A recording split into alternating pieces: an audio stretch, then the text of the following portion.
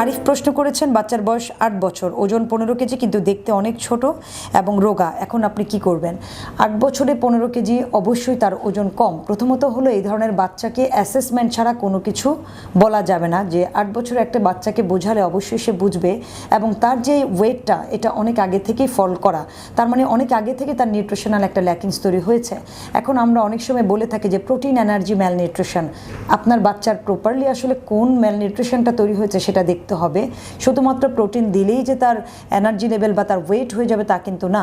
তার properly multivitamin এবং multi minerals পড়ছে কিনা তার বডিতে সেটি খেয়াল করতে হবে। কাজেই তার ফুডটাকে একটু এলোকেট করে দিতে হবে।